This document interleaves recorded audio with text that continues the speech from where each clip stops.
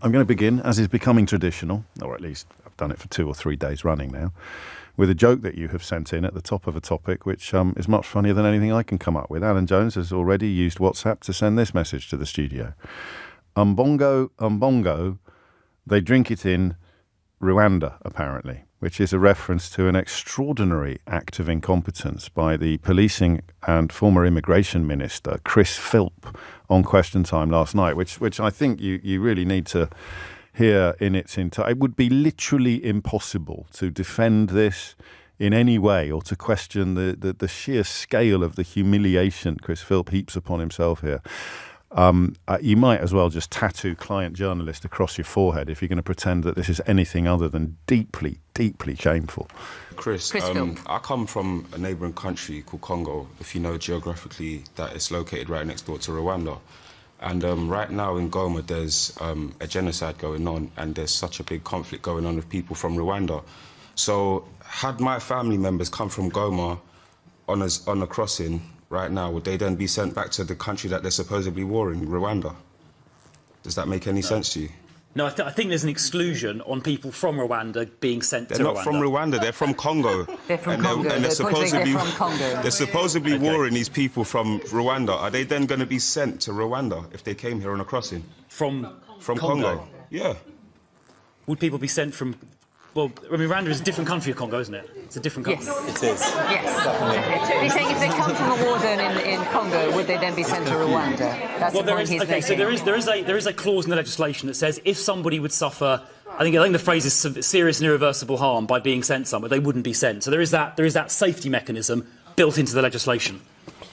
There isn't. Apart from not knowing that Rwanda and Congo are two different countries, there isn't the thing that he describes, not with reference to people from Congo. A Congolese person could easily be sent to Rwanda if they met illegal, irregular arrival conditions. So if they'd come over in a small boat, then they would indeed be susceptible for deportation to Rwanda. The nationality or group identity would simply not meet that exception for particular individual circumstances. I'm going to play you that again. It's one of those mornings where I know this is really significant and important, and I know it's a phone-in, but I can't quite find my way into the phone-in. So feel free to text or suggest ways in which we might do it. But this is absolutely shameful.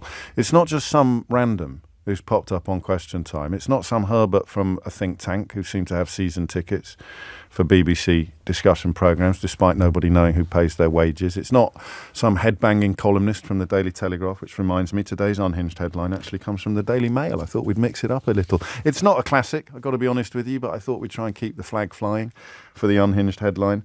It's not some sort of junior politician or a populist wannabe demagogue like Farage, all of whom you would expect not to have a full grasp of the facts. It's a man who, until relatively recently, had responsibility for immigration as a member of His Majesty's government, a minister with some responsibility for immigration. He now has responsibility for policing. So Ian Duncan-Smith, a former leader of the Conservative Party, toured the studios not long ago, when shortly after the Rwandan debacle first reared its ridiculous head, claiming that if your application was successful, you'd be brought back from Kigali to the United Kingdom. That was completely wrong. That was completely wrong. What Chris Philp just said about exemptions from deportation for people from Congo was completely wrong. Do you remember the story I told you from, I think, 2018 about refugees in Rwanda being shot dead after protesting against their food rations? I told you the story a few times. Guess where they were from? The refugees shot by Rwandan authorities in 2018. Yeah, they were Congolese, those refugees. Imagine that. Imagine getting out of a war zone, getting to the UK, and then being deported back to a country that was part of the war that you'd fled and responsible for killing your countrymen just 6 years ago. There's a reason why they have to pass laws to claim that Rwanda is safe when it isn't. I think the biggest red herring I've heard in the context of this policy is the observation that the United Nations sends some refugees to Rwanda as well. Those are people who either stay in Libya or go to Rwanda. So the United Nations takes the view that putting them in Rwanda is preferable to leaving them in Libya. Anybody attempting to use that as a defence of sending genuine asylum seekers, genuine refugees who've made their way to the UK as acceptable is either deliberately misleading you or not bothering to understand the most basic of facts. And speaking of not bothering to understand the most basic of facts, someone's just texting me to say that a close ally of Chris Philp is claiming that the question was rhetorical, which you simply could not sustain for a nanosecond if you watched the faces of the people engaged in that exchange, including Fiona Bruce, who answers in good faith the question that had already been answered by the fellow who asked the original question when he talked about the two different countries. So how do we do this as a phone-in? I think I'm going to ask you a question that you could perhaps describe as rhetorical, but it's not rhetorical. I don't think any of them really know what this policy does. I first thought this when Ian Duncan Smith, and how many times have you heard, apart from me, how many times have you heard Ian Duncan Smith be reminded of the fact that he was supporting a policy without knowing what it was? Without knowing what it was. How many times do you hear it properly pointed out that the documents that were signed include reciprocal arrangements for asylum seekers who've made their way to Rwanda to be relocated to the United Kingdom?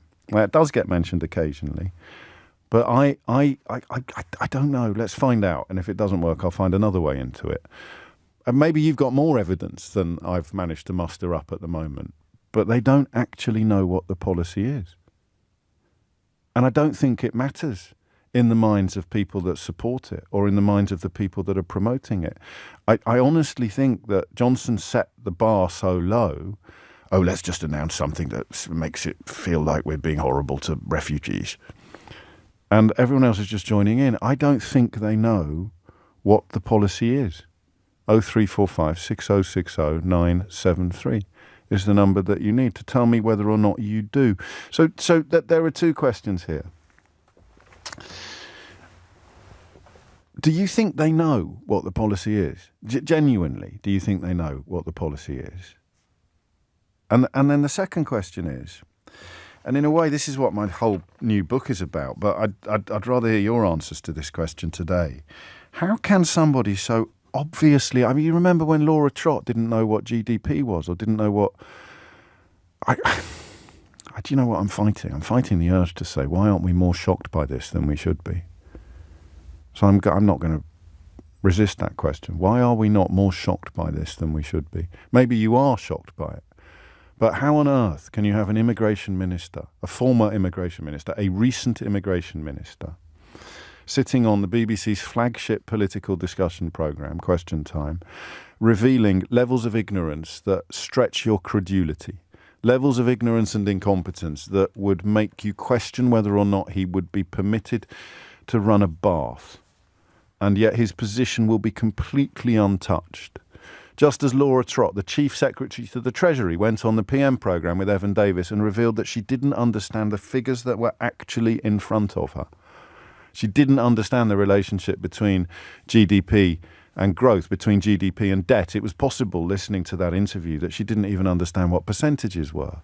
You've got a generation of government politicians here, government-level politicians, not sort of eccentric backbenchers, but senior ministerial appointments whose grasp of their own brief, not a neighbouring brief, not a brief they've never held, but whose grasp of their own brief is absolutely non-existent. But that's still not quite the right question, is it? How did this happen? We kind of know how it happened. Why aren't we more outraged? Because we're used to it? Because we're used to it? So, is this a policy?